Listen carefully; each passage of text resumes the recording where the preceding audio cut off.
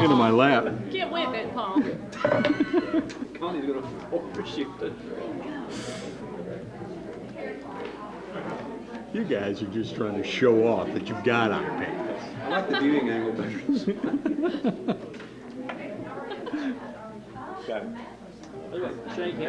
I've got bifocals. I've got to kind of get at a certain angle to read. When you're using the Watch ESPN app, it's the only way that you set it on the... Now for a secret, what is everybody really watching? Well, I wear glasses, and so they can catch a reflection if I'm Yeah, careful. and bifocals too. Oh, we need to put this on. He's ready for the gavel. We have to call for the screen up. Okay. Where's Mr. Mason?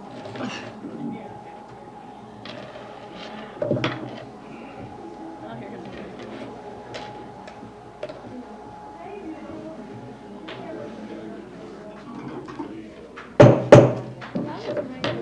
This regular meeting of the Board of Mayor and Aldermen for September the 18th, 2012 will come to order. Please rise. Some of you have already done that. I pledge allegiance to the flag of the United States of America and to the republic for which it stands, one nation, under God, indivisible, with liberty and justice for all.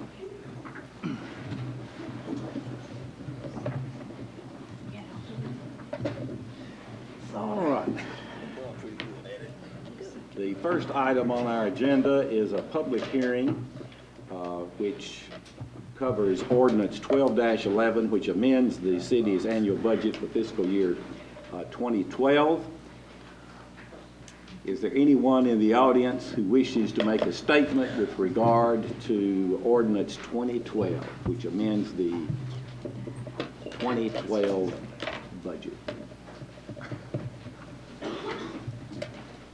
Hearing none, the public hearing is closed, and we move to the approval of the minutes from the regular meeting of the board, which was held on August the 21st, and also the special meeting, which was held on September the 4th. Is there a motion that the minutes be approved? So moved. Second. Any discussion? If you would favor the approval of the minutes, will you please say aye? Aye. If you're opposed, no. Motion carries. And now we're ready for the legislative portion of the agenda.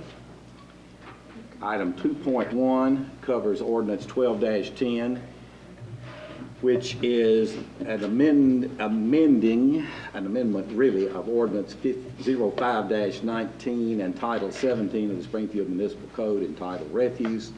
It rescinds Section 17-113 and 17-114 in their entirety by substituting new sections 17-113 and 17-114. Is there a motion? So moved. And a second? Second. Now, any discussion of that item? Hearing none, please call the roll. Snyder. Aye. Carneal. Aye. Hubbard. Aye. Shoemaker. Aye. Head. Yes. Ellis. Aye. Mason. Aye. Passed 7-0. All right, now 2.2 is in regard to Ordinance 12-11. This is a third and final reading as well. This amends the fiscal year 2012 annual budget for the city of Springfield by amending certain general fund and utility fund budgets. This public hearing just held and there was no comment. Is there a motion? So moved. Second. Duly seconded. Any comment? Questions? Please call the roll. Head. Yes. Carneal. Aye. Snyder. Aye. Mason. Aye. Hubbard. Aye. Ellis. Aye. Shoemaker. Aye. Passed 7-0. Okay, and now 2.3, this is a first reading. This ordinance, 12-12, would establish a new schedule of fees for the golf course and rescinds ordinance 12-04 in its entirety. This is something that we do annually, and I'll ask our city clerk, Connie Watson, to read this proposed ordinance. Ordinance 12-12, an ordinance amending the schedule of fees and charges for play at the Legacy Golf Course by rescinding ordinance 12-04 in its entirety and substituting a new schedule of fees attached hereto as Exhibit A. Whereas Article 4, Section 13 of the Charter of the City of Springfield requires that fixing of fees and charges be accomplished through legislative action, which must be exercised by ordinance. And whereas the schedule of fees and charges for play at the Legacy Golf Course was approved by the Board of Mayor and Aldermen through adoption of Ordinance 12-04. And whereas the Board of Mayor and Aldermen desires to amend the schedule of fees for the Legacy Golf Course at the recommendation of Billy Casper Golf Management. Now therefore be it ordained by the Board of Mayor and Aldermen of Springfield, Tennessee, as follows. Section 1. The schedule of fees for play at the Legacy Golf Course is hereby amended by rescinding Ordinance 12-04 in its entirety and substituting a new schedule of fees to read as set forth in Exhibit A attached. Section 2. This ordinance and the schedule of fees for the Legacy Golf Course as set forth in Exhibit A attached shall become effective on January 1, 2013. Section 3. All ordinances, resolutions, and policies in conflict herewith are hereby rescinded to the extent of the conflict only. All right, is there a motion this be considered? So moved. Second. All right, any discussion? Mr. Knight? Thank you, Mayor. I hope the board got a chance to look at ordinance 1204, which is behind the proposed ordinance. And the changes are fairly simple. They all pertain to the annual fees. However, if you look at the bottom 5, Players Pass, Senior Players Pass, Twilight Play and Practice, Junior, and Range, those costs remain the same.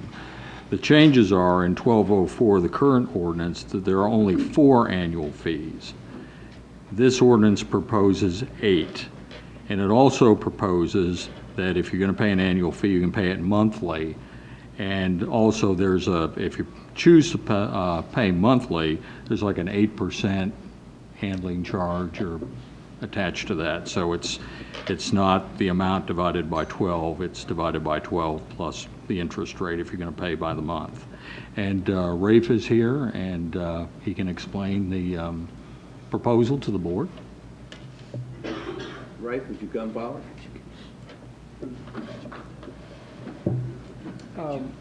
What we're trying to do is increase our memberships, and with the different, I don't have it in front of me, so I'm trying to pull this off the top of my head. The memberships have waned off in the last few years, and we're trying to encourage people to come out as a family. So we're offering a regular membership for an individual, which includes cart and range. And then also we're having an option to add one person for like a father and son or a husband and wife. And then there's also an option for up to 5 people, which would include the whole family for the same perks as, the cart, the range, and to be out as a family. That's one of the things we're really striving for, is to include a family in this.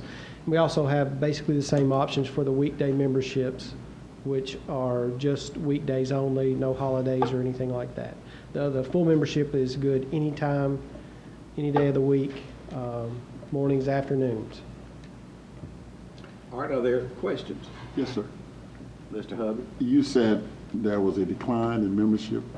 What the percentage? Comparison last year and this year? Well, it's been flat last year to this year. At one point, we were having 35 to 40 members, and up to 50 at one time. This year, I think we have 20.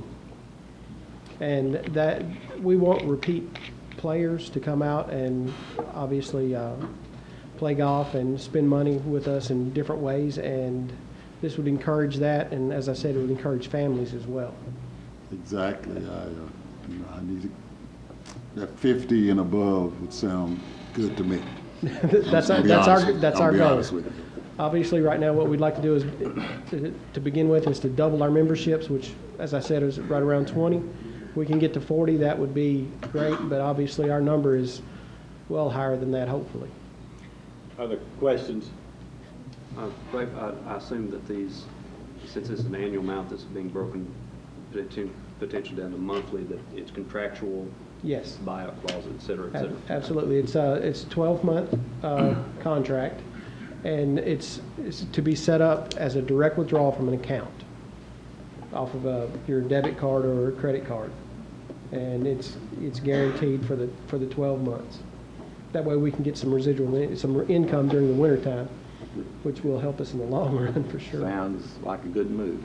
Other questions or comments? Could I ask another question? Help us. Ms. Snyder? I like the monthly fee because sometimes it's hard for a family to come up with the money. I think this will increase the membership. That was part of the idea behind it. It's so much easier to budget $140 to $190 a month Yeah. as opposed to paying a lump sum of over $2,000 to have a full family. Mr. Hubbard, you had something else? Yes, you're advertising. Yes, sir. Well, we haven't You yet beefed it up? because we will once we get everything passed. There will definitely be advertising through email, possibly print ads. We send out emails. We have our own website. Obviously, it'll be advertised through that as well. Other questions? You got Paul? Mayor, I did want to make the comment that these rates will be effective January 1st, 2013. Okay. Anything further? Thank you, Ray. Got a motion and a second. Yes, we do. Please call the roll. Ellis. Hubbard. Aye. Shoemaker. Aye. Schneider. Aye. Carneal. Aye. Mason. Head. Yes. Pass 7-0. All right, we move now to 2.4. This is Resolution 12-17. This appoints Mr. Greg Riddle, Gas Distribution Superintendent, to be the City of Springfield's rep on the Board of Directors of the Tennessee Energy Acquisition Corporation. Is there a motion this be approved? So moved. Second. All right, any discussion? Mr. Hubbard? Ms. Tall, I would like to thank you for that fabulous conference last week, okay? Every year. He works hard, and you put a first class one on, okay? All right. Anything further? Yes. Please call the roll. Carneal. Aye. Head. Yes. Shoemaker. Aye. Mason. Aye. Snyder. Aye. Ellis. Aye. Hubbard. Aye. Pass 7-0. All right, now we move to 2.5. This is Resolution 12-19, which requests the Robertson County Commission to fully fund its fair and proportionate share of dispatch costs for the E911 Consolidated Emergency Communications Center, and rescinds Resolution 10-13 in its entirety. Is there a motion? So moved. Second. A second? All right. Now we're on for discussion. Mr. City Manager, you want to go first? Thank you, Mayor. I hope everybody got a chance to read the cover memo and had a chance to read the resolution. It's very frustrating. There are a lot of elected officials involved in this, and most of them don't remember what were in contracts or what intents were. They weren't parties to initiating agreements. So I thought it would be useful if we just spelled out what our position is step by step, so that you could take it to a county commissioner and explain where we're coming from. Basically, when we entered into this, everybody was going to bring just their dispatchers over to that building. So the county would have their seats, they'd answer their calls. You know, you want 15 dispatchers, great. You want to answer with 8, that's fine. We brought over all ours, and White House has brought over all theirs. And the county was a little reticent just before we opened to have 2 different pay rates in the same building, that could be a detriment to what they were trying to achieve. So they asked, because they were going to have to raise the salaries and benefits up to the city amount, to bring over fewer people. And we said that's fine, because the consolidation now, when you consolidate, instead of having direct call, direct staffing, where everybody's just responsible for their calls and their people, when you consolidate, then you open up the possibility that you can actually reduce the number of dispatchers, which in fact is what happened. But what the county did is they boxed themselves in and us in by keeping 6 of their originals back and now doing warrant service, which they, with all due respect, I don't think they were doing at the level they claim they're doing it now. And so, I mean, at that point, if they don't understand the benefit of consolidating and reducing cost, the idea had been, let's reduce the number of dispatchers, we'll all save to some degree, and then you can use your savings any way you want to. But by just moving people around and not coming back and trying to work this through, recognizing that this is fluid, that we all want to save money, they took all the savings for themselves. So what they're doing is they're using Springfield and White House to provide additional services, making us carry their costs for dispatch, and then funding warrant service at a higher level than it was funded before. So unfortunately, if they don't agree to this, we're going to have to go back to direct call, direct staffing, which doesn't change anything for us, other than the fact that we won't have the responsibility of dispatching everybody and all the liability that's there. And it's unfortunate, I think, that they do not understand there is an easy way to do this. If they had understood the fluid, no one knew exactly how many dispatchers you were going to have, how many calls for service. We had a pretty good idea, but they needed to stay with their partners and work through the dispatch situation. They still could have held at least one dispatcher back to do warrant service, because they did things a little differently. They had their dispatchers kind of clerk for warrants, but it wasn't a high percentage of their work, maybe 15%. So they could have done that while working through the dispatch situation. And looking back on it, through attrition, we lost a number of dispatchers, especially on the county side. So it would have been no problem to get down to the 22 dispatchers that we ultimately needed. We really need 23, but right now it's sitting at 22. And that's what we've been operating on. And there were how many full-time dispatchers employed by the county, the city, and White House prior to that? Well, before we opened the center, the county had 15 full-time and 2 part-time, so that's 16 equivalent. We had 9 full-time and 2 part-time, which is 10 full-time equivalent. And then White House had 4 full-time and 1 part-time. In Springfield and White House, we brought over all our dispatchers to work through the numbers that we were going to have to get to before we settled in. So in retrospect, shouldn't have allowed them, and I'm at fault for this, I shouldn't have allowed them to come in here and do this. I thought we all understood what we were trying to get to, and once they brought over 11 people, they didn't want to talk about it again. And we did want to talk about it again. Because they, in effect, took all of the savings that would have been there. Correct. When we all should have had some. That's because correct. You're able to operate this with about 5 fewer full-time people, isn't that it? Well, about 6. The county had to use almost an equivalent dispatcher to make up for the difference in salary, so there's a little move there. But still in people. Yeah, I mean, that's a lot of people. Okay, yeah. But And- there was, the plan of making this more efficient was definitely there. It did cut down on the number of positions needed. Yeah. But they took all of the savings rather than sharing it with all of us. They're thinking about moving people, and we're thinking, no, reduce people to reduce cost, then use your savings to fund whatever you want to fund. All right, and the county dispatchers have previously were taking care of county sheriff's dispatching, the county fire department's dispatching, and EMS as well. And every city in the county, with the exception of Springfield and White House.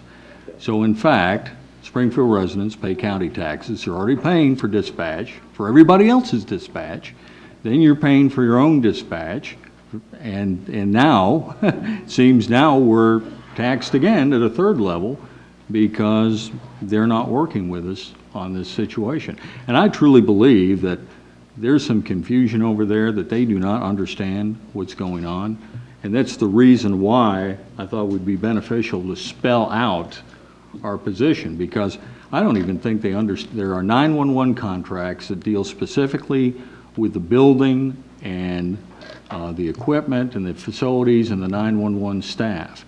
There is a separate agreement. The governmental entities are responsible for dispatch. That's a total separate issue. But I think there are people with the county who think that these two are tied together more than they are, and they're not. Mr. Nutting, Go ahead, Mr. Hubbard. it's difficult for me to sit here and say the county, this omission is is being perpetrated by an oversight, because these are professional people. It was passed down about our agreement here. The new sheriff understood that. Now, in my good perception of what you said, it's like they are just misusing us. Okay, I'm trying to find some kind words. Okay, shafting us. Okay, really not respecting an honored agreement. Okay. And we just can't sit back, okay, as guardians of the public purse and take this. Because our citizens, and I'm about finished, our citizens doesn't want us to sit back and take this. So therefore, yes, you sent out strong language before. This is strong language again. And those professional people who run these systems from the county must understand, we're not going to take a fall. Simple as that. Well, let me clarify I something. won't We use some other words, simply, but I won't we offend. don't have an agreement on dispatching with them. We don't have a formal contract. Because we all felt, I felt we all understood what we were handshake, trying to the work words are to. gone. So we had a resolution that I asked Mr. Bolthrope to look at again, that simply talked about agreeing to bring over the initial 11 dispatchers from the county, and that's what they covered. It was something that was meant, we didn't want to have a contract, because if things weren't working out, we wanted the flexibility to keep the situation fluid and resolve this any way we wanted to. But the fact is, they've boxed us in here, they boxed everybody in, and they're not moving. So the only way to make a move is say, okay, it's not going to cost us one way or the other. We may save a little bit of money going back the original way, but now try to answer all those calls with the people you brought over, and I'll guarantee there'll be more dispatchers in that building later on.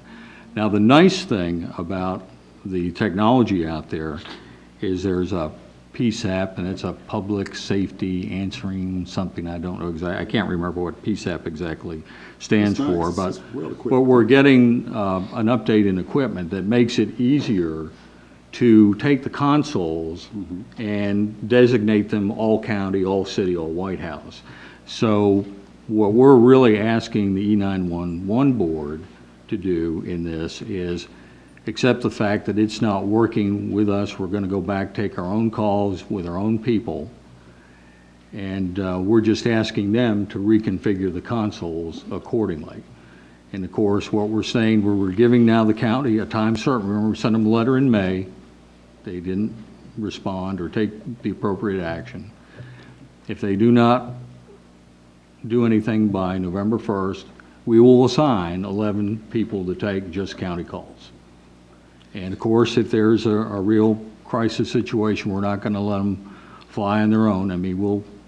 We'll work to handle real serious situations to the degree that we have to, but they have to be encouraged to just be using the dispatchers that they're paying for. And then in January 1st, what we're saying, they're not going to be our employees anymore. So between November 1st and January 1st, you need to agree to come up with some funds, or you've got all your county employees back. Well, it's tough, and I'll support that. All right, let me start down to my left. Bruce, do you have any thoughts on this? I guess one of the questions would be, is White House going to enter a similar resolution? Has that been discussed? I have sent everything to Mr. Herman, the city administrator of White House, and while it was being drafted and he got a final draft, he is in agreement with the resolution, and if we pass one tonight, they will draft a similar agreement. One of the things that we're going to have to think about in this, if the county employees go back, we will still want to try to work something out with White House where we can remain consolidated. That's something that we're going to have to work out. But I think the indication is he will come up with a similar resolution, more specific to what their circumstances, which is very similar to ours, and pass that at the October meeting, calling for the same dates, November 1st and January 1st. Mr. Shoemaker, do you have any comments? Other than the fact that it is needed, no. Mr. Ellis? No. Mr. Hubbard, you've spoken on the issue. Mr. Mason? No. Ms. Snyder? I think it's a very good statement to send to all the county commissioners. So I commend you, Paul. I think what I'd like to do too is send them to all the smaller cities. Yes. So that they understand, and I really do believe that they do understand. And of course, we're asking to rescind the initial resolution that brought over the 9, and I would ask Mr. Balthrop if he's comfortable with that, rescinding that resolution. It's, in my understanding, it's not a contract, and a resolution can be rescinded. That's correct. Thank you, Mr. Balthrop. Are there other questions or comments? You've read the resolution, Mr. Hubbard. It's been explained to you by our city manager. I think we're ready to vote on it. We haven't put it on the table. I think we do. Please call the roll. Hubbard, Aye. Snyder, Aye. Carneal, Aye. Shoemaker, Aye. Head, Yes. Ellis, Mason, Aye. pass 7-0. Okay. To read that resolution so people will know what's in it. We can do that.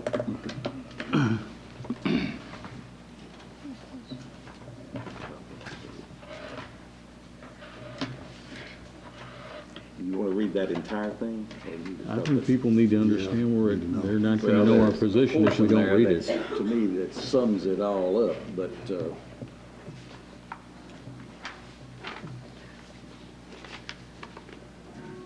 I think the public needs to know why we're taking the stance we're taking. I apologize for it being nearly 4 pages, but I think there's some logic well, to we're this and working follows down it this through. agenda fairly good tonight, so we want everybody to get their money's worth, right? All right, whereas the Robertson County Emergency 911 District, Robertson County, and the City of Springfield are all original parties to the E911 Consolidated Emergency Communication Center Agreement for the express purpose of establishing an E911 Consolidated Emergency Communication Center so as to unify their resources in a manner to better assist emergency service agencies in the saving of lives and protection of property for all the citizens of Robertson County, whether they reside inside or outside of a municipality. And whereas the City of White House has subsequently become a party to the agreement, and whereas the Robertson County Emergency E911 District is responsible for all operation and maintenance costs related to the center building and grounds and for the payment of debt service for the center building, and whereas Robertson County, Springfield, and White House are responsible for all dispatcher costs, including salaries and related benefits, in order to provide adequate staffing and operation of this center 24 hours a day, 7 days a week. Whereas the center was constructed with the intent to house all of the E911 dispatchers employed by Robertson County, Springfield, and White House within one technologically up-to-date facility that is located and structurally designed to help withstand the effects of earthquakes, tornadoes, and other natural disasters.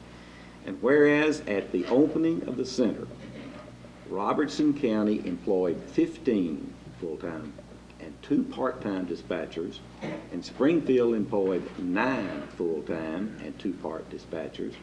Whereas at the time of the opening of the center, Robertson County dispatch employees were only answering calls for service within Robertson County, and Springfield dispatch employees were only answering calls within the City of Springfield. And whereas at the time of the opening of the center, Robertson County calls for service far exceeded the number of calls for service in Springfield. And whereas prior to the opening of the center, Robertson County expressed concern about having dispatch employees for Robertson County and Springfield working in the same building, side by side under 2 separate and varying pay and benefit plans, and that this situation could create feelings of unequal treatment among Robertson County dispatch employees.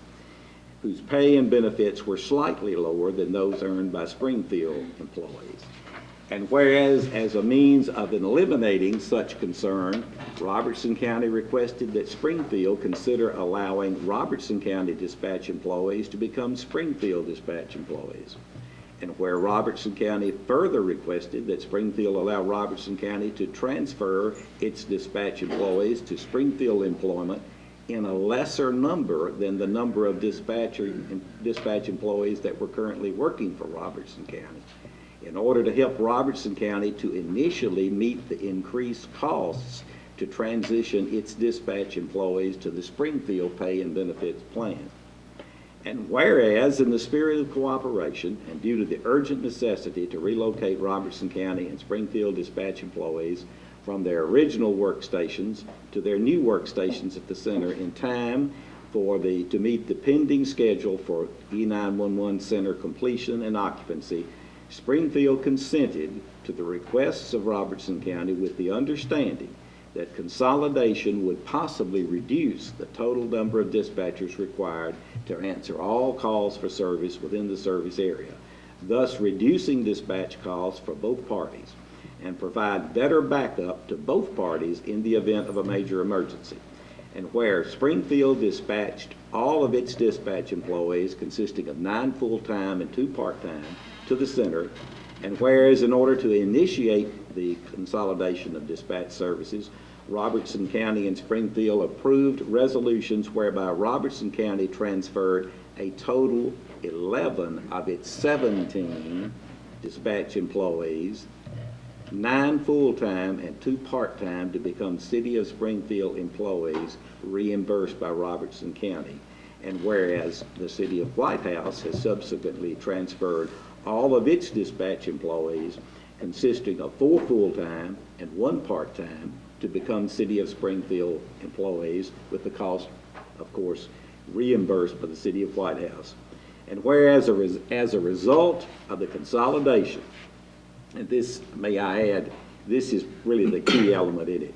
As a result of the consolidation, the number of dispatch employees necessary to serve the entire county has been reduced from a total of 33, consisting of 28 full-time and 5 part-time, to a total of 27, including 22 full-time and 5 part-time. And whereas, despite the reduction in dispatch costs as a result of the consolidation of both dispatch employees and calls for service, the cities of Springfield and White House are still contributing the same share of costs for dispatch employees as before consolidation, while Robertson County has reduced its share of dispatch costs considerably. And whereas the citizens of Springfield and White House already support countywide dispatch operations through the payment of county taxes, and whereas the cities of Springfield and White House are the only cities within Robertson County that are providing for the cost of their own dispatch services through city taxes, and where Robertson County has failed to act to fully fund its proportionate share of consolidated dispatch costs, and as a result has required the citizens of Springfield and White House to assume a third layer of costs to subsidize countywide dispatch operations. And whereas during the fiscal year of dispatch operations at the center, Robertson County calls for service numbered 70,289, which is 70.7% of the total, where Springfield calls numbered 29,087, which was 29.3% of the total. Robertson County contributed 50.43 of the total cost, while Springfield contributed 49.57 of the total. During the second year of the dispatch operations at the center, Robertson County calls for service numbered 82,866, which was 63.2% of the total, while Springfield calls were 33,070, or 25.2% of the total, and White House had service calls of 15,054, or 11.5% of the total. But the total cost of dispatch operations were distributed as follows: Robertson County, 41.3%, Springfield, 42.2%, and White House, 16.5%. And whereas, in addition, the city of Springfield transferred to the district without compensation a 6.45 acre tract of land in the North Industrial Park upon which the center was constructed, and furthermore, at its own expense, rerouted all public works, water, wastewater, and electric calls for service from central dispatch to a separate call center so that the dispatch operations at the center could be dedicated solely to receiving public safety related calls for service. And whereas the Springfield Police Department donated all of its retired UHF radio system, consisting of 40 mobile radios, 40 handheld radios, and 2 repeaters, to the county volunteer fire departments in 2006 to assist the departments in their transition to a trunked radio system.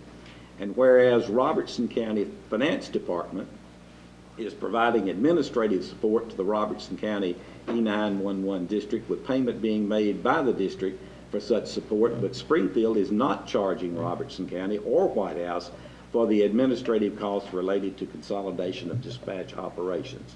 And whereas the city of Springfield has borne more than a fair and proportionate share of costs and responsibility to help develop and operate the center, to successfully provide consolidated E911 dispatch services countywide, and furthermore has demonstrated leadership and flexibility in its approach to implementing a solution that will benefit all of the citizens of Robertson County, especially when considering the fluid situation created with the intent to transition from a direct call, direct staffing structure to a consolidated call, consolidated staffing structure for dispatch operations.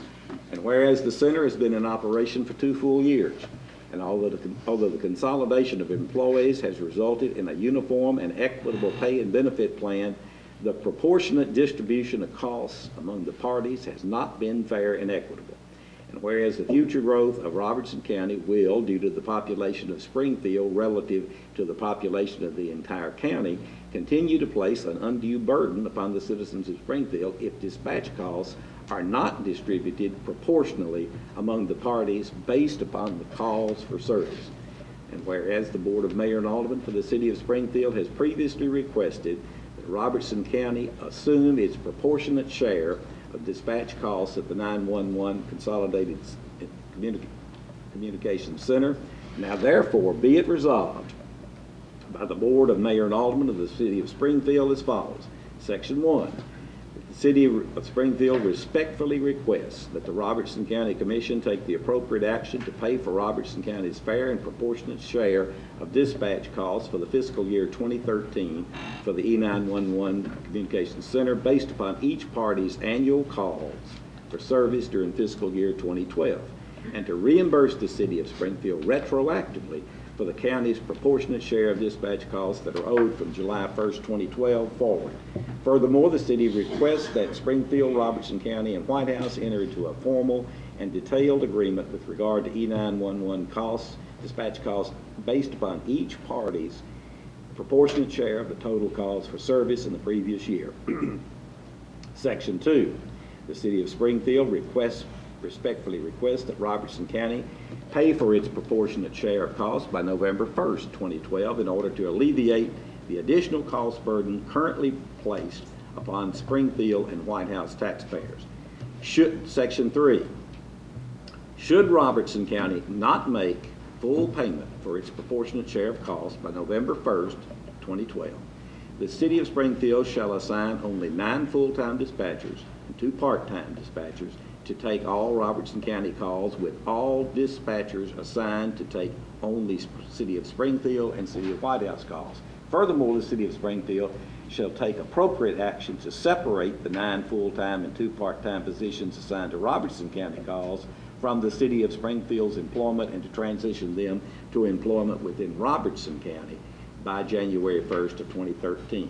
Section 4.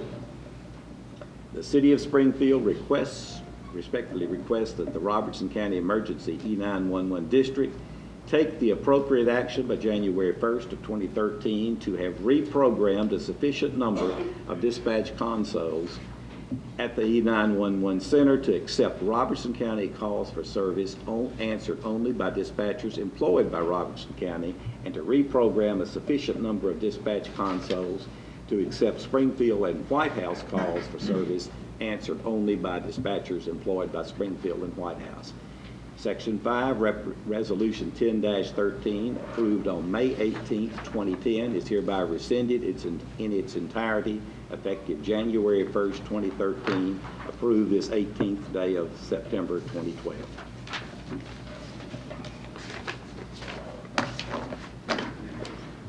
All right, is there a motion? Yes, sir. No, sir. Ma'am? No. Is there a motion? Move for approval. Is there a second? I'm sorry, we already. We've already had it. Okay. Voted. We did have it. Yeah. Okay, any comments now? Any further?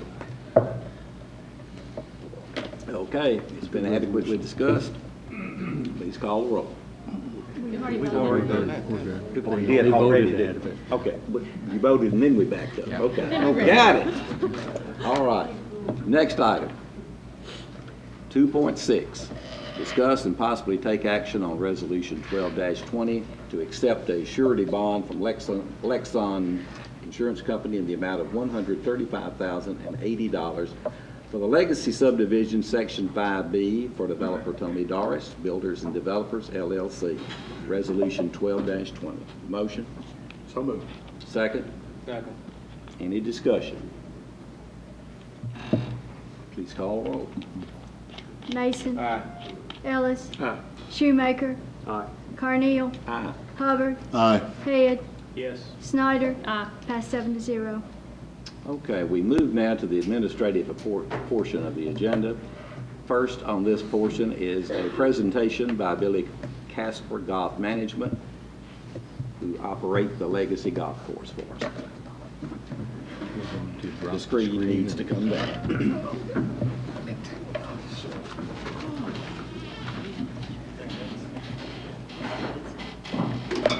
I'm changing it.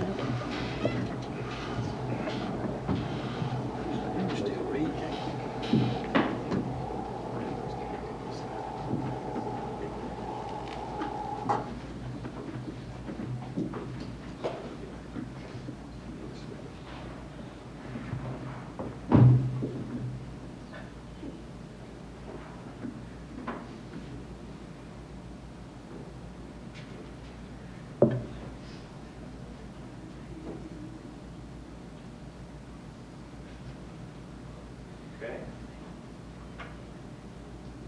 Well, Mr. Mayor, Board of Aldermen, thank you very much for the opportunity to speak with you this evening. By way of introduction, my name is Nick Bednar. I've met many of you over the past few years. I'm the regional manager for Billy Casper Golf. With me tonight are Ray Porter, our general manager at the Legacy, standing by the podium, and our superintendent at the golf course, Josh Gavey.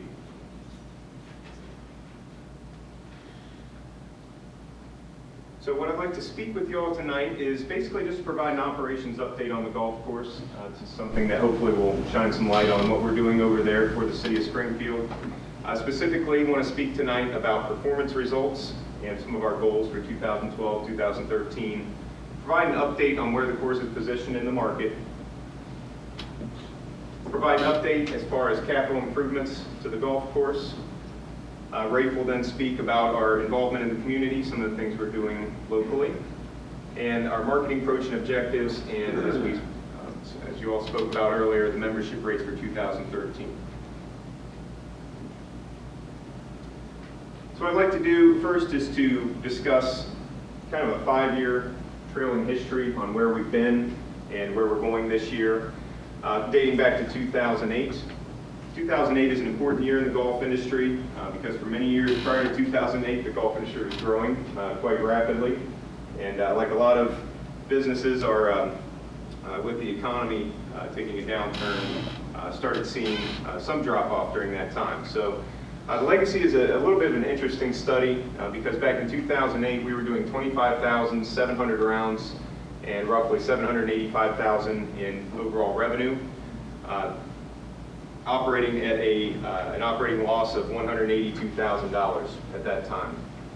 In 2009, the club actually did fewer rounds and slightly less revenue, but by managing labor and expenses down during that year, we're able to cut that operating loss down to $128,000. 2010, the club saw an uptick in rounds played and revenue again, and in turn, that net operating loss went down to $106,000. So we've seen a very positive trend during those 3 years, whereas the rest of the industry was going the other way.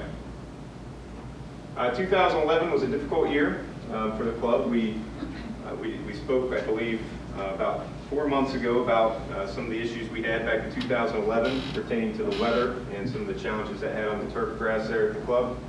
We did manage 25,000 rounds during 2011 and $738,000 in revenue for a net operating loss of $175,000. 2012 has been a much better story. We are on target to do 28,700 rounds this year and $832,000 in revenue, and the net operating loss will be down to the lowest level in 5 years at $71,900 as it stands now. An update on the course position. Where is the course positioned in the market? Well, there are several comments up here that we've received in 2012, and in my region I manage 13 golf courses from Ohio down to Georgia, 5 of which are in Tennessee, and I can say really without exception, Legacy gets more positive comments than any golf course that I manage. So that speaks to the quality of the golf course that the city has. What do we hear good about the golf course? We hear golf course has a great layout. It has great course conditions. The guest service is really positive. People like the new golf carts that were added at the beginning of the year. They like the overall value for the golf course. There are very few golf courses you can play for the price that Legacy is in the greater Nashville market. And they like our driving range. What do we need to work on? The conditions of the sand traps, or what are called bunkers on the golf course. Kind of a double-edged sword. The course difficulty and course layout are challenging, and so some people don't like that they're that challenging, or it's too difficult for the average player. Pace of play, this is the #1 complaint at all 13 of my golf courses, and Legacy is no different. Location, proximity to the greater population of the Nashville market. Maintenance costs, again, we have over 40 bunkers at the golf course, which are somewhat difficult to maintain on a daily basis. It's a fairly spread out property, so maintenance costs are ongoing, but a little bit higher than a golf course that may not have quite the acreage or the layout or the amount of bunkers that the Legacy does. And then bent grass greens. Bent grass is the grass that's on the playing surface of the putting greens. This is a northern turf grass that thrives in weather like we have today, but doesn't necessarily like the weather that we have in June, July, and August in Springfield. Opportunities we have to address some of our weaknesses: improve the bunkers, improve the course playability, make it a little bit more accessible for the average player, continue to improve conditions, continue to improve our position as far as value, gain new customers, and grow our overall rounds and APR, which is short for average rate per round. Threats, which are ongoing: increased competition as the golf market has become tougher. Our competitors continue to get more aggressive on rate, and we have to respond to that. Population of golfers in America is decreasing. Over that 5-year span from 2008 to today, we've actually lost 15% of golfers in America. They're just not playing anymore. So that's a challenge we have to deal with, and a reality that we'll have to address as an industry going into the future. The economic recovery is slow. Higher gas prices, especially as we're trying to lure more people to come from 35 minutes away, and the ongoing challenges that the weather provides. So I'd like to bring you up to date on a few things we are doing currently to improve the golf course. These are just over the last couple of months, and you'll see pictured here. I mentioned we have 40 bunkers on the golf course, which are, again, some are easier to maintain than others based on size and how easy it is to get a bunker rate down in them. But needless to say, bunkers are expensive to maintain. So what we've done is we've isolated I believe 8 bunkers. Is it 8 bunkers, Joe? On the course? 6 bunkers? Okay, 6 bunkers across the course that really have not entered play for the vast majority of our golfers. So we're taking the opportunity to eliminate these with the partnership of City Works, and what we're doing is we're adding fill dirt to these bunkers, grading them off. As you can kind of see the process here, how it works. Dirt comes in, Josh and his team level it out to make it flow with the land, and then we put in the Bermuda sod on top of it.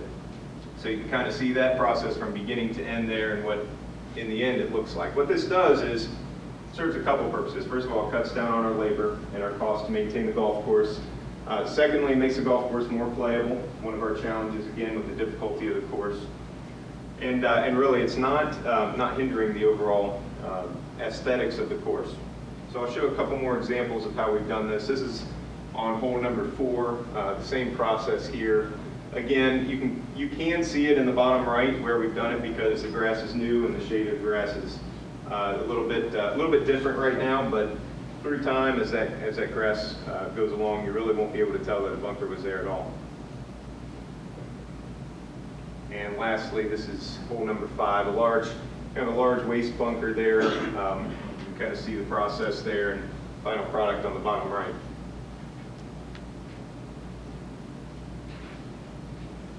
Another thing we like to do, and are doing to improve the bunkers, is to simply add sand to some of our bunkers that just haven't had sand in quite some time. One of the complaints that we get about the condition of the bunkers is that they're hard to hit out of. So you add sand in, it makes it a little bit easier to play out of. Hopefully it'll speed up pace of play and make it more enjoyable for folks. So here's an example of the team adding some sand to the bunkers. This is a big one. Over the last winter, the addition of some equipment got passed by the board, and we're very appreciative for that. One of the pieces of equipment we added is in the center there. It's called a Toro Procore aerifying machine. What that has allowed us to do is, first of all, we're doing all of our aerification in-house, which is a spring and fall routine maintenance procedure that we do on the greens.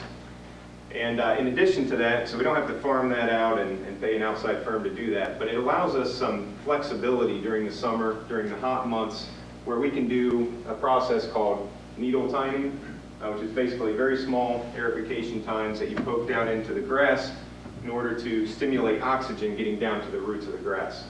This is really important for bent grass in this climate because the root structure, while it starts out in the spring, very deep, through the summer that gets smaller and smaller and smaller. So whatever we can do to promote airflow in the grass during those tough summer months is very helpful. And you can see a difference between the greens on the top and the greens on the bottom. These were the two of the greens we had most difficulty with in 2011, and this is a picture of the very same greens this year. And part of it is due to having the ability to use this aerifier and needle time and just be a little bit more flexible and nimble when it comes to difficult weather conditions. Planned capital improvements for the rest of the year. I mentioned bunker renovation and elimination and addition of sand. The FCC is mandating that we convert our satellite irrigation system over to a narrowband system, so that will be happening in January by the FCC deadline. We also have a restroom renovation that we are currently discussing on the front 9. We did actually get that done, I believe, about 18 months ago on the back 9. 2013-14, you'll see a pattern here with the bunker renovation. In order to renovate 40 bunkers completely, you're talking about anywhere between $2,500 and $3,500 per bunker, based on the square footage, how big the bunker is, to add drainage, add a liner, add sand, to completely renovate each bunker. So rather than try to spend all that money up front, we're trying to break this up over a 5-year plan, really, to get these bunkers back in playing order. Driving range improvements, mechanical bunker rates, and some of the equipment that we'll need to manage the golf course on an ongoing basis. Likewise, in 2014-15, some more bunker renovation and equipment. 2015 and 16, renovation of bunkers, again, driving range improvements, and improvements to some areas of the cart paths, which, again, is a maintenance procedure that needs to be done over time. And then, again, more equipment in 2016, 17. So we've laid out a 5-year plan, and we appreciate the support that the board and mayor have given us to lay that out and lay the framework for our future success.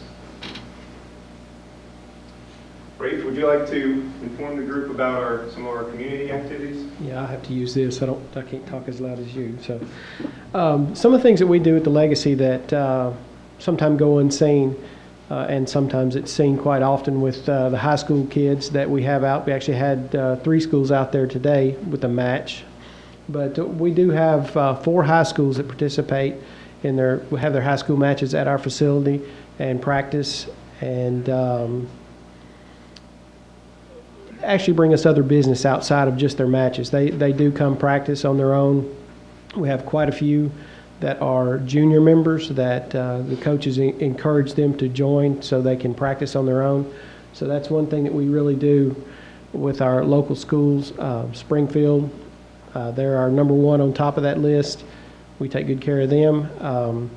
And some of the other things we do in the community for families, going back to the families that we're trying to push with our memberships. For people that don't want the memberships, we do have some things available for the parents to bring out their kids in the afternoons and play for free. In the afternoon, if you pay a green fee, then a junior can play with you for free. And I think that encourages people to bring kids out and get them involved. And down the road, it will bring us more revenue and more players, which, as Nick has already pointed out, that we're struggling in the golf business in general to have new players. They've gotten in, they've gotten out. And some of the things that we're planning on this fall to kind of reach out during the holidays for people that are struggling. I'm trying to find someone to work with on doing a food drive. Bring in canned goods for the local food bank. I've been researching that a little bit, and it's something I think would be beneficial for the area. And I think everybody needs some help at some time, and I think around Christmas is a good time to do that. We're also going to do a Toys for Tots drive of some type. I'm not sure if we're going to do a tournament like they do in Gallatin at Long Hollow. They do a Toys for Tots tournament. Your entry fee is a new unwrapped toy, and I'm working on that with the Leadership Robertson County that's sponsored by the Chamber. My wife's a member of that, and they need a project, and we need somebody to help us facilitate that. So I think that would be a good opportunity to work with just everybody in the area. And the biggest thing we're proud of, one of the most proud moments we've had this year was having the world's largest golf outing, being participants in that. And it was a Billy Casper wide golf outing that was to help with Wounded Warriors. And we actually had 130 people sign up for the initial date. Unfortunately, we had a rain out because it decided to pour all morning, so we had to reschedule, and we still had 89 participants return the following Monday to actually participate. And we had, as you can see, we had 3 of the Wounded Warriors alumni present, and I made a very good contact with one of them, and hopefully next year we're going to have that 130, not just once, but in the morning and the afternoon. And we're going to try to get some of the Wounded Warrior alumni to participate so we can have hopefully one with every group if at all possible. Being this close to Fort Campbell, I think it's an opportunity that we have. And as a company, well, at the Legacy, we raised over $4,600 in that one day, and it all goes to Wounded Warriors. And as a company, as you can see up there, it's big numbers. It's over $400,000, and we had over 7,900 participants. And that's at over 100 golf courses? 98 golf courses. So not only did we raise a lot of money, we set a world record. So. All right. Thank you, gentlemen, for this presentation. I appreciate what you have done. Actually, I have a little bit more. Well, I'm not cutting you off. Just to expand on world's largest golf outing, this was obviously something we're very proud of. Legacy has been one of the leaders in the company the last couple of years as far as getting signups for this event. And as you can see here, we had 89 folks at Legacy. Our entry fee for the donation for the Wounded Warriors for the entry fee is actually $10. So you can see that the folks who are playing in this are donating well above and beyond what the entry fee is. So it really is a neat deal that we have over there. We're looking forward to next year. A couple of items on marketing. I promise I'll make it quick, Mr. Mayor. A couple of things we feel like we're really good at. Data capture. Every golfer who comes in, we try to get data on address, email address, phone numbers, so that we can contact them. A, know where they're coming from. B, be able to get in touch with them and advertise our specials. So we talk a lot about who our customer is, and we know a lot about them. We know how often they play. We know who makes the tee times, and we're able to market to them directly based on that. So some geographic data, where the customers are coming from at the Legacy. You can see that the number of contacts in the middle there, and then the number of rounds. So actually, most of our rounds are coming from Springfield zip codes, 5,875. This is a percentage here from 2011, and it only tracks non-outing play and only people who we can contact. So this is not all of our rounds, but you can see from a percentage standpoint that 32% of our rounds roughly come from Springfield zip codes. The greatest number of our contacts come from Nashville zip codes, although those folks are only playing us on average about 1.6 times a year, whereas local folks are playing us more often. This is useful information when it comes to deciding how we're going to spend our marketing dollars and where. Segmentation, I told you we know a lot about when our customers are playing and how often. This basically, I'm not going to explain the whole graph, but you have 6 different buckets that you can put golfers in. Those that play once a year, those that play 2 to 5 times a year, those that play 6 to 15 times, 16 to 40 times, 41 to 80, and then greater than 80. In general, this is a pretty normal graph for golf courses like the Legacy. What we want to do is obviously try to push those people who are playing 1 or 2 or 3 times over to the 4, 5, 6, or 7 times. So that's how we market our programs, and the membership for 2013 is an example of that. Utilization reports, we can track literally by the hour and when golfers made tee times as far as when we're the busiest. This is pretty standard technology these days in the golf industry. But obviously you can see where we're the busiest is between 8 a.m. and 10 a.m. on the weekdays. And then on the weekends, a little bit more expanded from 6 a.m. to about noon. So we use this information to target our specials. Are we going to put specials out during these peak times? No, obviously not. We're obviously busy during those times. So we're going to target the times where we have low utilization in order to try to increase it. So that was a lot of information on marketing. Really to tell you this, our marketing objectives going forward are the same as they really have been for the last couple of years, is to increase our overall utilization and play volume. You can see on an earlier slide that the most rounds of golf that we played in the last 5 years is actually going to be this year. It's going to be around 28,000 rounds of golf. We would like to see that number continue to get closer and closer to 30,000, which is the number that we feel is sustainable and hopefully can get us to an operating break-even scenario. Promote new customer acquisition. We're always trying to get a new influx of people out to the Legacy, get them out there for the first time, give them good service and good product, and they come back as loyal customers. Grow rounds per customer. That graph I showed you before. Again, that's partly what we're trying to accomplish with our membership initiative for 2013. And then grow our average rate per round. Obviously, more people come in. If we can get an extra few pennies out of each round, then it's only going to help us reach our bottom line objectives.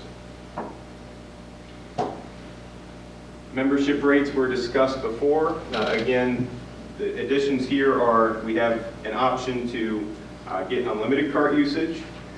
We have an option for a family membership, which I think will be a great option for folks who want to bring their children out to play. And again, monthly, being able to pay monthly instead of annually will allow this hopefully to reach more of an audience and be more attractive to folks. So we're excited about that. hopefully we can, as Ray said, hopefully we can double our membership in 2013.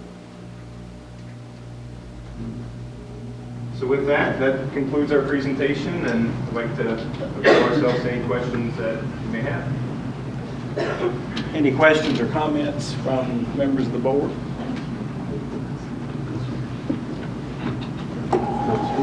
I'll certainly say it's good to see you guys here being proactive and keeping us up to date with what you're doing, hoping to do, planning to do with the course. Thank you.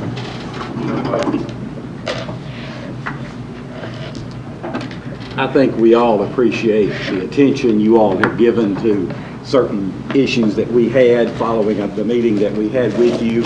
We all know there were issues last year with the drought and all that, and certainly we understand why the deficit was greater during that time. But you appear to be making considerable progress this year, and I think it's indicative of what you're looking at the whole thing. You're looking at where the potential is.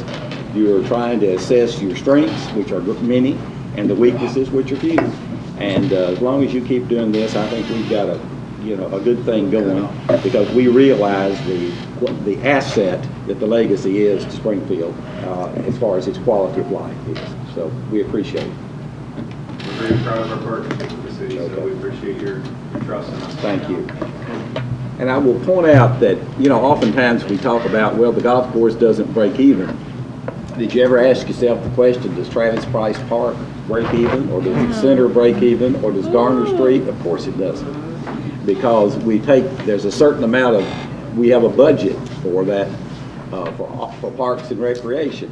And even as efficient as Mr. Phelps is over there, it still costs more to operate than it brings in.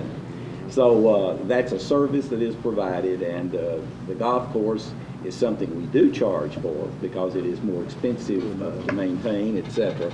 But it still does not quite break even. But it is a great service to our citizens. Thank you very much. Okay, we are at 3.2, and that's the monthly change or adjustment in wholesale fuel costs by TVA. Is there a motion this be considered? So moved. All right, and the increase is how much this time? 2.566 per kilowatt.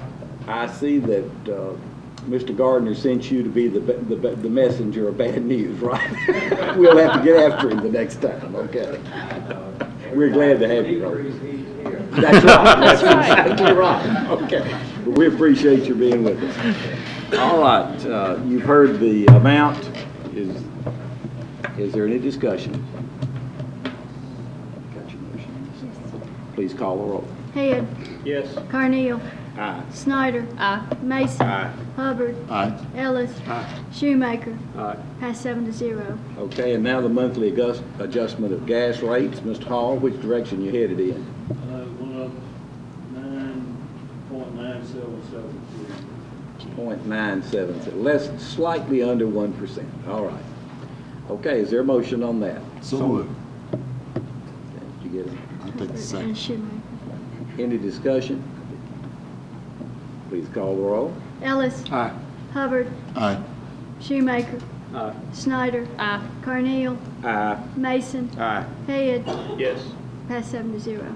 All right, now we have 2 parade permits which have been presented to us. Is there a motion? Well, let's hear from Mr. Nuttick first on this. Paul, you want to point out this? Well, I'm going to defer to Mrs. Murphy, if she would do Well, that. Mrs. Murphy, our city recorder, Jane Murphy. Well, the situation that we have is that I have received 2 applications for parade permits, and as I pointed out in the note y'all have in your packets, of course, the ordinances of the city outline that a parade permit is required, and also that there is only to be 1 permit per day that is actually issued.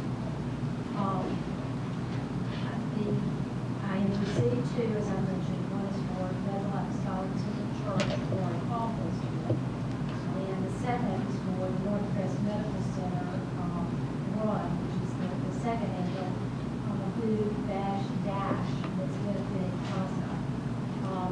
Both of those are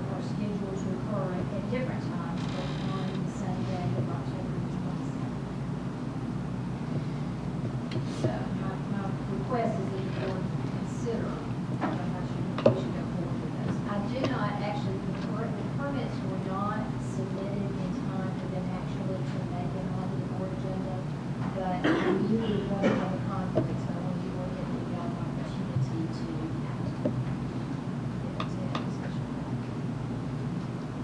All right. Is there a motion that these be considered? So move. Second. And a second. Now discussion. Chief, Yes, sir. the boo bash dash. We don't see any particular problems with these. We've looked at both of them, and we feel like both of them can, they will not conflict with each other. They should not create any major problems for the day. We talk about the runners. And then one runners at Boo Bass supposed to cross over Memorial Boulevard. No. No. No, sir. We're not gonna do that. No, we've got them, we've got one group that will be doing the Greenway, but they'll be crossing under, not over. Okay. What you talked about, where it says safely crosses, stretch back here over Main Street, Greenway. Mr. Nutting. Yeah, that's a good point that the chief makes. It's actually within the city park, it's within the Greenway. They do go under Memorial Boulevard.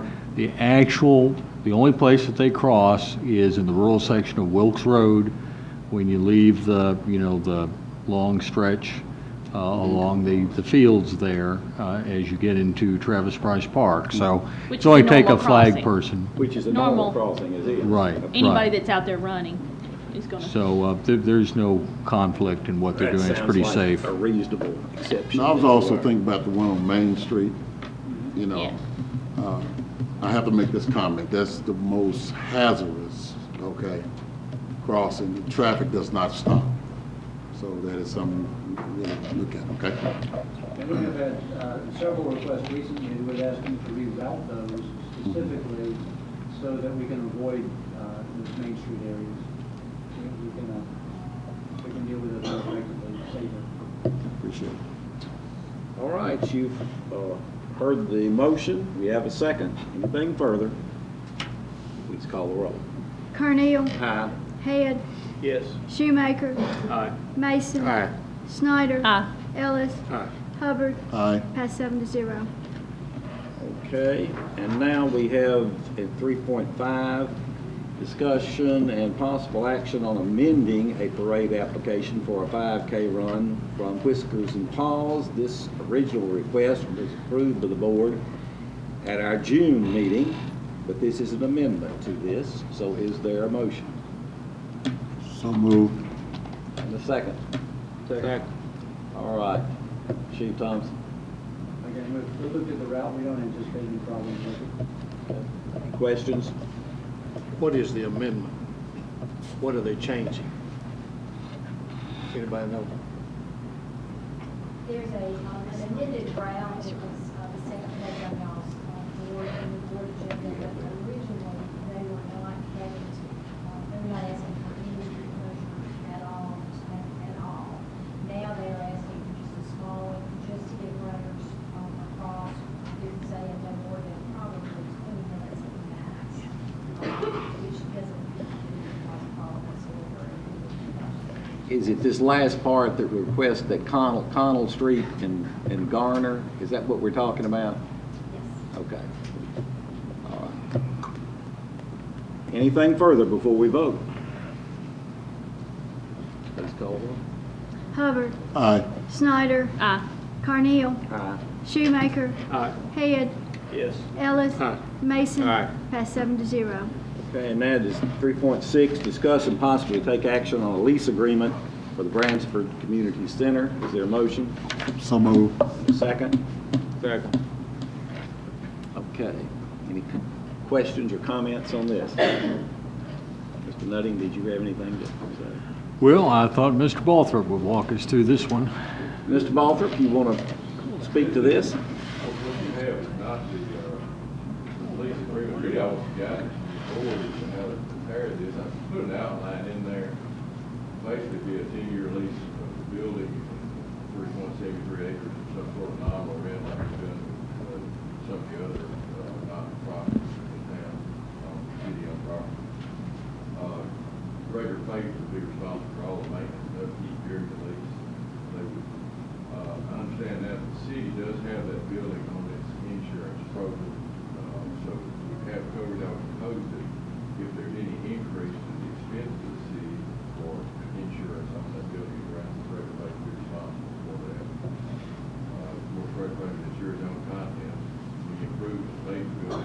during the lease would stay with the building and grounds, and Greater Faith would have the option to purchase during the term of the lease. And I just moved it, that suggested $2,500 during the first year of the lease, $5,000 during the 5 to 10 years of the lease. It doesn't have to, it's probably not going to happen. I just want, well, now it works. I really just wanted some guidance from the board on whether I'm headed in the right direction, or, and again, I am on that Branchford Revitalization Committee board, along with Mr. Gardner's on there, Police Chief's on there, Mr. Nutting's on there. You're saying this is in effect a work in progress then, or have you, this is a suggested outline, or you ask us to approve the formal document tonight, or? No, we do not have it prepared. I really want to know if I'm headed in the right direction as far as the board's concerned, or if they think I need to back up and punt. All right, let's hear from the board.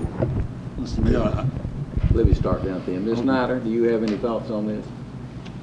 Okay, and let me understand number 6 on the lease agreement to possibly buy. Yes.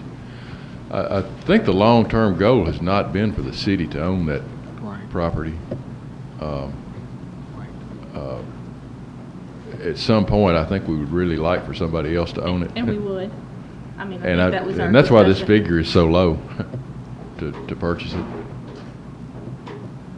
Okay. So if they told us in the first 5 years, then that would be the purchase price. Right. It's listed there. Right. Are you quoting annual amounts with that? No, that would be a purchase One-time price. fee. I'm talking about a nominal rent during the rental period. But if they decide they want to purchase it, Okay. then during the first 5 years, they pay like $2,500 to buy it. If it's year 5 through 10, pay $5,000. I think we have a little more money invested. All right, now let's move to Mr. Mason. That's why I I brought think it up. Mr. Nutting wants to say something. I'm gonna Well, comment. actually, I'm You want to sorry. go ahead, Paul? Thank you, Mayor. Excuse me, we'll get back over here. Why it's so low is because they're actually making the improvements to the building. So they're really investing all their resources in it. There are no city resources invested in making the improvements. The only thing we hope to get at this point, to get the building in the city's name, is to get a grant to demolish the gym and possibly make some improvements in the middle portion. Once that's accomplished, we really don't want to own the building, and we don't really want to invest a lot of city dollars in the building, other than to keep it temporarily well-maintained until they're ready to assume ownership. Okay. Mr. Mason? I feel we're moving in the right direction. I really feel that's for a good cause, so I'm in agreement. Now, Mr. Hubbard? yeah, private ownership is a way. It gives them flexibility really to incorporate their visions without any interference from this board. So, Mr. Ellis? Two things. Number 3, we talked about Greater Faith will maintain a liability insurance on the building and the grounds. Now, the city will still own it, but somewhere in that, and of course, when you explained it a different way, that they would pay an increase. I had a question mark when I did that last time, and since then I've learned that the city has added the building to its policy. We're not sure yet whether there'll be additional cost to do that. I would propose that if there is, that Greater Faith would be responsible for that difference in the premium. Okay. Do you have another question? Yes, I'm still a little bit concerned about the cost. 10 years from now, we're saying $5,000 is what we would sell it for, from 5 to 10 years. Is that correct? Correct. Okay. Of course, any improvements have and will be made by Greater Faith if it happens. So when they lease this building, we're finished with it. Is that correct? We still own it when we lease it. If for example, it doesn't work out with Greater Faith, which I certainly hope it doesn't, but it's a possibility, the city would still own it.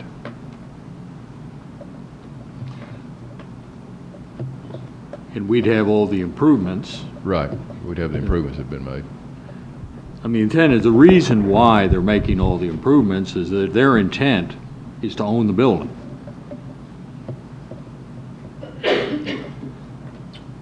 All right, Mr. Ellis, do you have anything further? I do, I pass.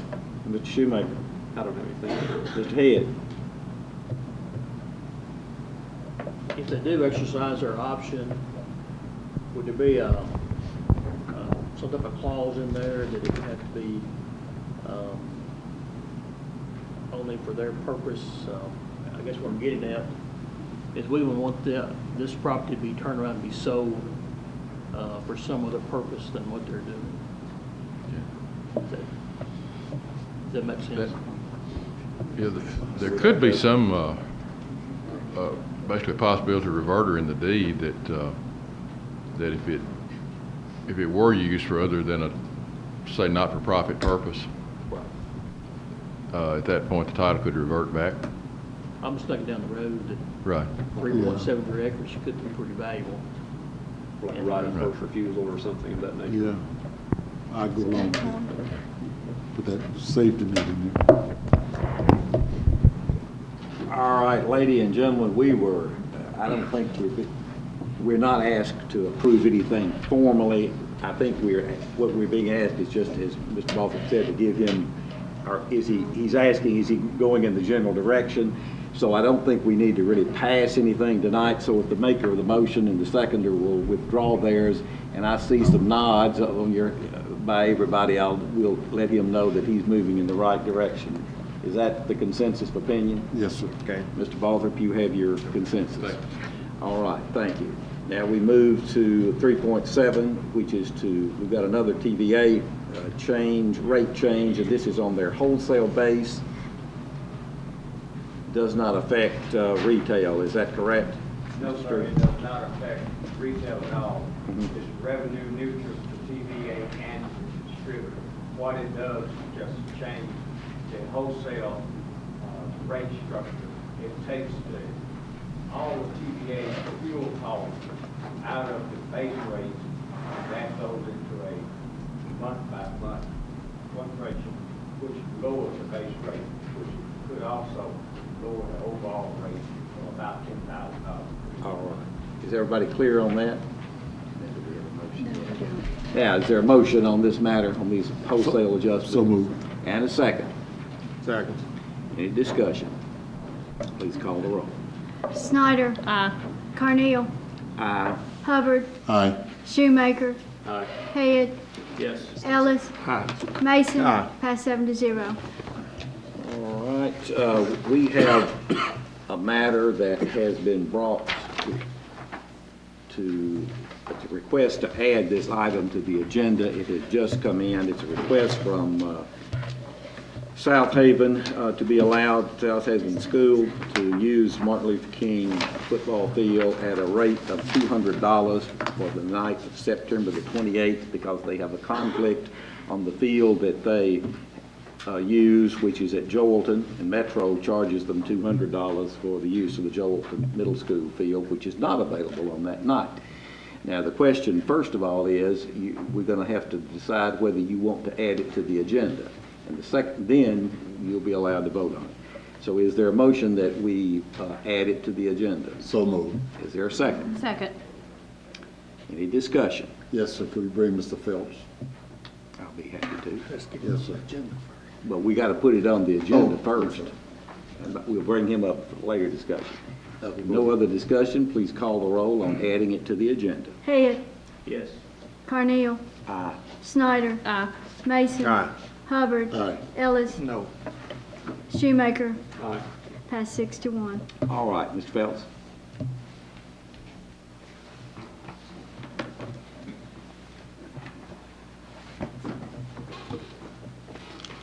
Of course, most of this board was sitting here in 2008 when you passed the policy that you agreed upon what it would cost to use MLK.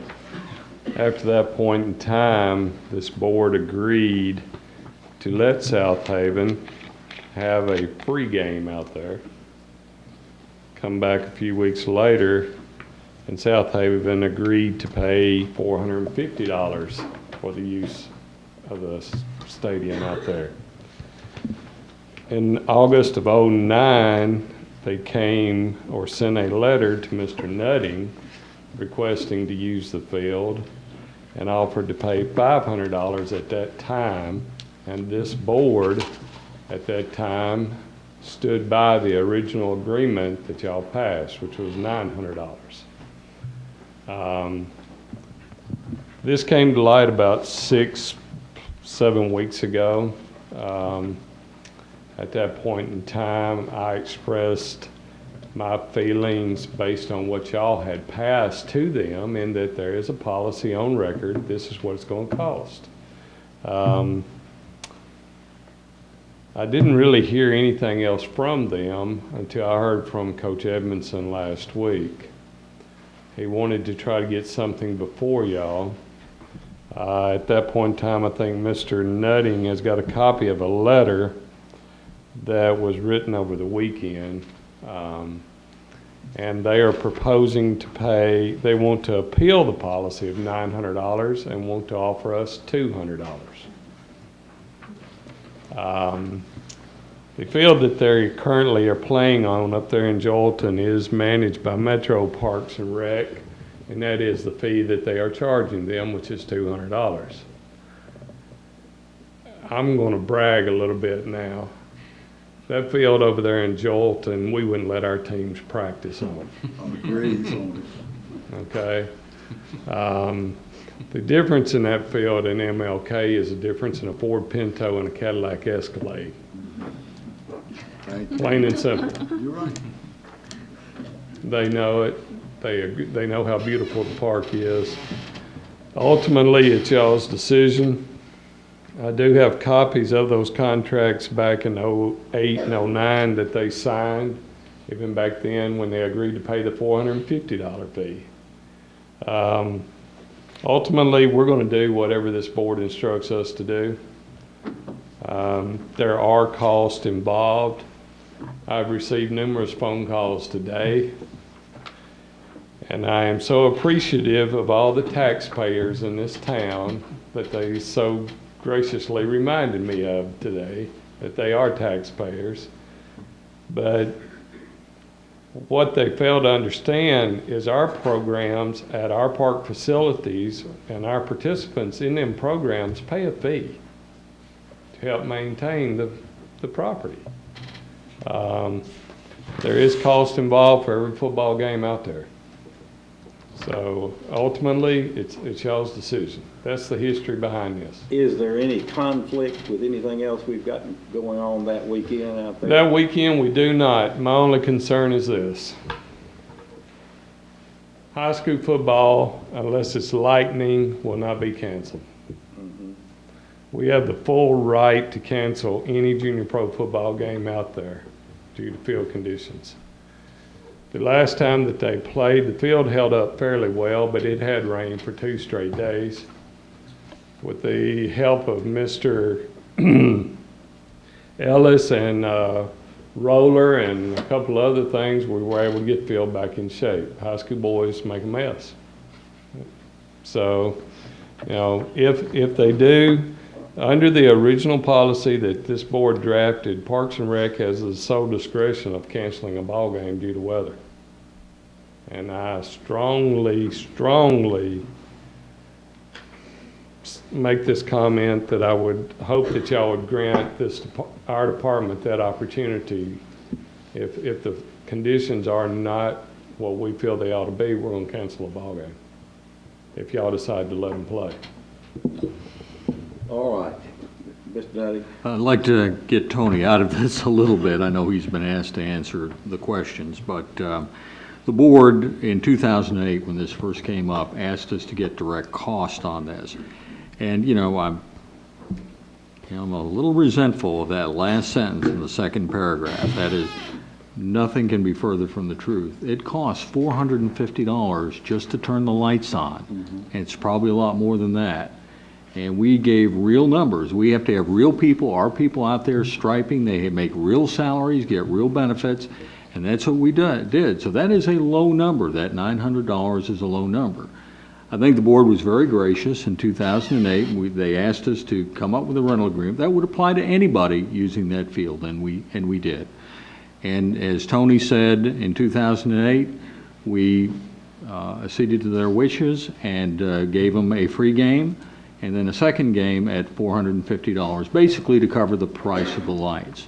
Then in 2009, we had it on the agenda again, and I gave you a memo, and then the board allowed them to use the fields because these are games that we were not playing junior pro games the following morning.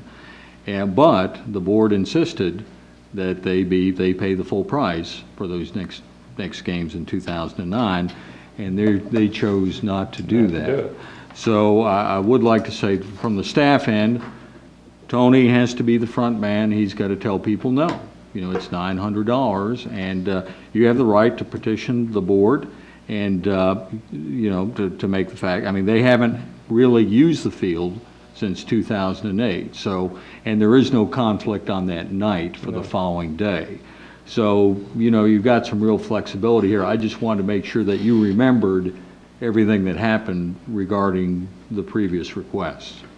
All right, now there is no motion yet on actually approving or disapproving. So we better get that on the floor here first. Move to approve. Is there a second? Is there a second? Second.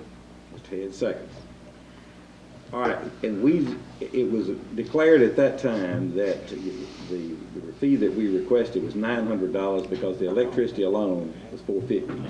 Other costs would make up the remaining $450. Can I ask a policy question that doesn't necessarily apply to this, but might be in the same light? Go ahead, Mr. Head. During the Robertson County Fair, there was parking at the Legion Field, and the lights were on. Who pays the cost of that lighting? Well, the city does, and if you recall, when we acquired that from the American Legion, one of the conditions was to, you know, use the money to build the new Legion building out at Travis Price Park. But one of the conditions was that they would be allowed to make money during fair times by allowing people to park there and to charge a fee, and that was one of the conditions of the property transfer. So would allowing them to charge a fee for parking include lighting the field? I mean, was that specific, or was that? No. And I think we're looking at a different grade of light. I mean, Oh, yeah, Totally those are old down there. Very few lights actually on Legion Field compared to MLK. they're not much a step above a street light, so I don't think they're anywhere near the cost of the lighting that we have at the football field. Is that all you had, Bruce? Yes. Okay. Shane, you got any? A couple things. I assume our cost comes just because of the demand on startup. One of those things, just like a manufacturing facility starting a huge. You know, almost that apparatus same or- amount of money goes into man hours, overtime hours for the game, painting, striping, the paint itself. Right. So, you know, you're talking about well over $400 just for an average football game right there. Do we know what their average attendance and their gate fee is? And there again, I'm only going to go based on 2008 figures. I have no idea right now. And to be perfectly honest, I've never attended one except for what we posted out here. But somewhere, depending on what team they play, somewhere between the 200 and the 400 range, more towards the 200. Yeah, I attended both those games to see how things Yeah. were going. I'd say 250 to 350. It's not a big crowd. It's a small school. They play 8-man football. And what's their gate fee? Oh, I really don't know. You remember, Paul? I want to say $5 range, but I can't remember. I better not offer an amount. I'd be surprised if it's less than Yeah. $5. It was what you might expect. Yeah.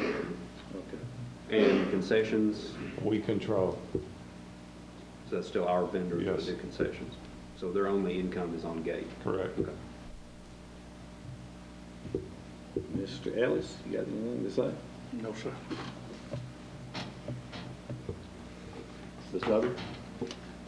I feel that the board should stand with the $900 agreement and also to stand behind the discretionary thing that we gave to the Park and Recreation Director. It's unfortunate for the situation, but we made a policy, and I believe we should stick with it. Mr. Mason? If it was told in 2008 to say that it would be for $900 thereafter, I think we should still stick with it. It's not. Mr. Phelps, what time does the game start? 7, I assume? Yeah. Yes, ma'am, I'm sorry. 7, it should be over by 8:30? By the time they get everybody out of there, empty the press box, take all the equipment out, it's well after 9. But, you know, I'm gonna have staff on site from about 5:30 on.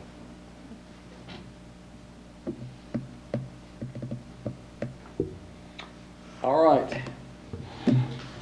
Hearing nothing else, does anybody want to add anything to this? Okay, call the question. Ellis, No.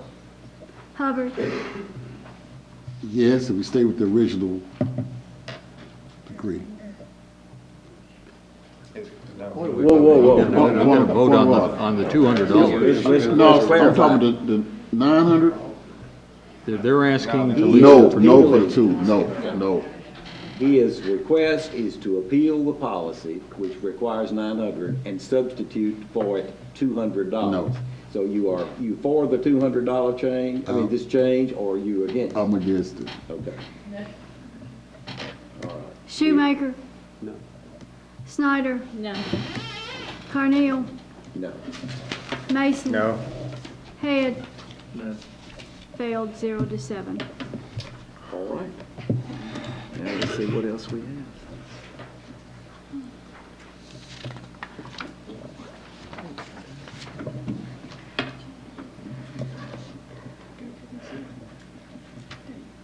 We're getting very much into the 21st century now. Here we have our iPads, and so this is the first night we've used them, so bear with us as we work through this. I think we've done pretty good to this point.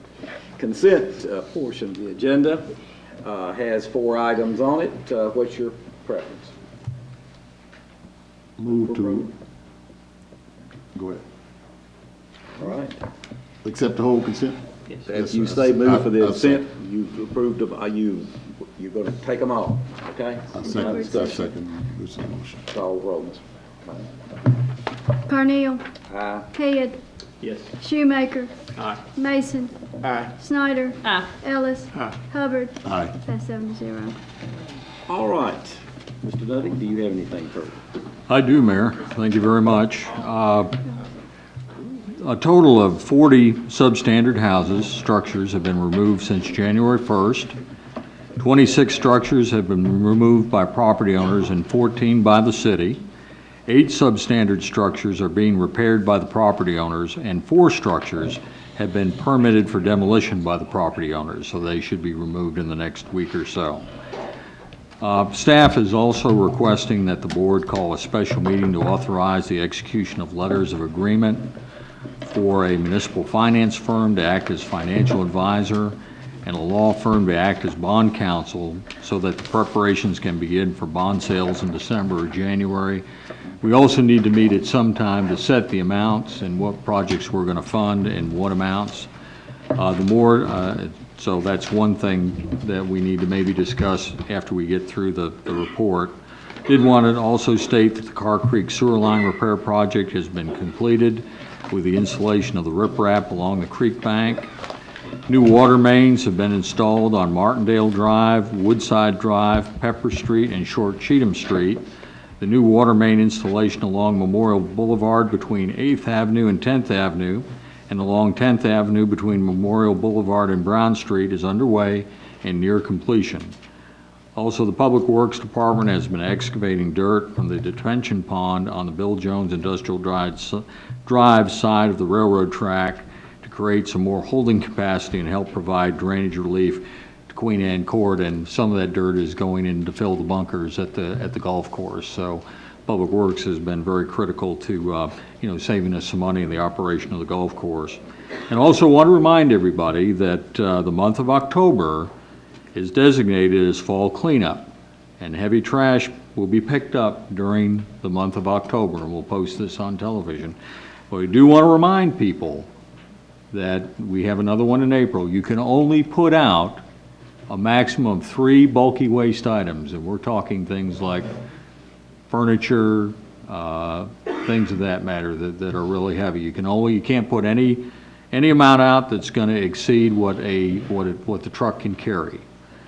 And so, and a reminder, we will be picking up limbs and shrubs just like we normally do. We pick them up every month, but there will only be 2 months a year that we will have a citywide cleanup, and that's coming up in October, and will come up again in April. And there's no reason to hang on to this stuff for 6 months. If you have a few things that are light enough that you can carry down the Public Works, they have a place for you to bring an item or a bag of loose trash once a month down there. And also want to remind everybody, this is critically important to keeping the city looking clean. All loose trash needs to be bagged. We can't have 40 and 50 loose items out there that we're going to have to pick up by hand. And really proud of the cooperation we've been getting out of the citizens. And we still have a few people sliding here or there, but for the most part, it's gone very, very well. And we're trying to present a good image of our community. It is a very beautiful community coming from the outside, but we don't always show ourselves in the best light, and this is an effort to do that. So with that, Mayor, I'm through. All right, you need this meeting to select the bond people before the next meeting? Yes, sir. I would think it'd be great if we could do something by the end of September. We finished our third interview with potential financial advisors today. We'll hope to have a decision made and look at their contracts by the end of the week. We feel if we can get them started right at the beginning of October or end of September, that we'll have enough time to put everything together. Well, you don't have enough time to advertise it yet to get it in September, do you? Okay. We just have to have it a week. Well, the earliest it could be in the newspaper would be the 26th. So you couldn't. So you could meet on the 27th, right? I thought it required, is that what you're saying? That's not a lot of notice. Well, what's our standard notice? A week. Okay. Oh, I see what you're saying. Sure. Yeah, we missed this one. We could go the second. Well, no, it would go in Fridays. We'd get it in Friday. The announcement would come on Wednesday, the 26th, correct? Right, for a meeting. On the 27th. Or you could do October 1st or 2nd. Conflicts on that. But does that meet the requirement, Jane? Well, I think we really need to have had it in the newspaper long enough so folks will have had an opportunity to see it for a longer period of time than one day. Okay. Just like the first one. That's got to turn him like. Mr. Baldwin, what is that requirement?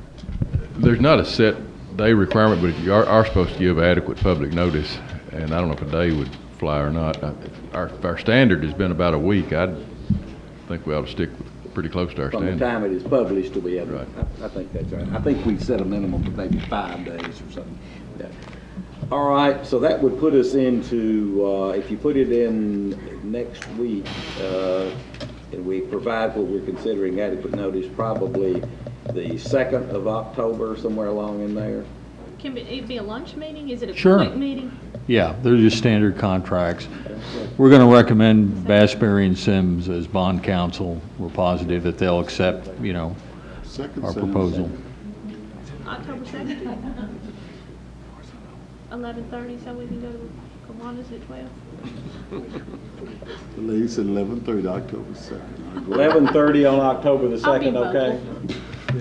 All right. Anything? So what you'll be asking to approve is look at contracts and make the final decision to retain these firms, a bond counsel and a financial advisor. With Subway sandwiches provided. We might be able to do Know that. about that this time? Anything further from the members of the Let's board? get less. We appreciate the attendance of our high school students, particularly tonight, Is that good?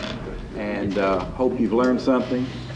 And Well, we live still tell Mr. Hurd that I'm expecting him to attend at least one meeting this year. Unless there's further, we'll stand adjourned. Mr.